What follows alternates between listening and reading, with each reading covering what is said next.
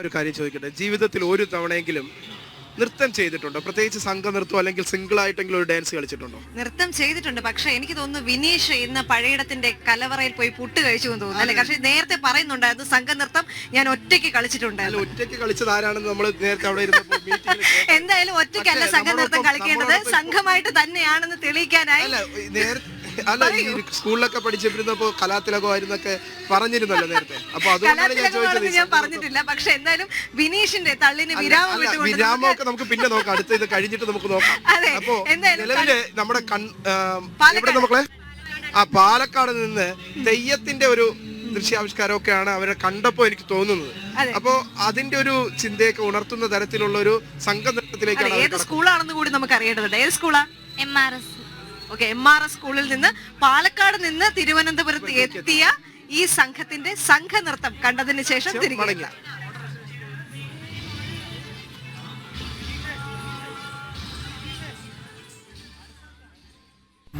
ആറ്റിലൊഴുകണ് തീയിലെരിയണ്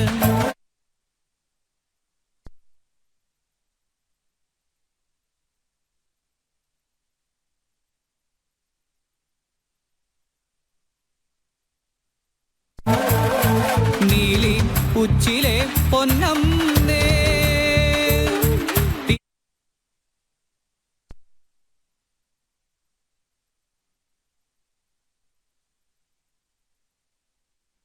ദൈവങ്ങളായി ഞങ്ങളെല്ലാം പേരൂരും പെരുമ്പാവൂരും പേരില്ലാത്തെത്ര ഊരിലും ആറ്റിലൊഴുകണ് തീയിലെരിയണ് നീലി ഉച്ചിലെ പൊന്നം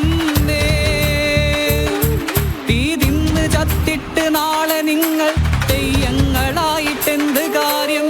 ജീവിച്ചിരിക്കുമ്പോൾ ഉടവാളെടുക്കണം, ഉടയോനോടായാലും ചോദ്യം ചോദിക്കണം.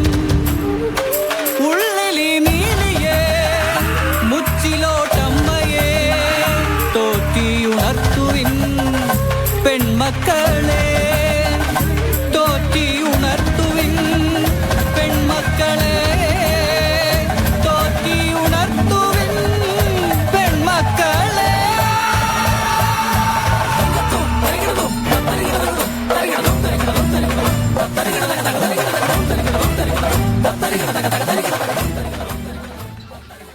ദേവിക, ഗംഭീരമായ ഒരു പെർഫോമൻസ് ആണ്. ഭയങ്കര എനർജറ്റിക് ആയി തോന്നി. വളരെ എനർജറ്റിക് ആണെന്ന് മാത്രമല്ല ചെറിയൊരു ഭയവും കൂടി ഉണർത്തി കളഞ്ഞു അല്ലേ? വളരെ വലിയ ആവേശത്തോടു കൂടിയാണ് തെയ്യത്തിന്റെ ഒരു ആവിഷ്കാരം അങ്ങനെയാണ്. വിനീഷ് നന്നായി ഭയപ്പെട്ടു എന്ന് തോന്നുന്നല്ലേ? തീർച്ചയായിട്ടും ഭയപ്പെട്ടുകൊണ്ട്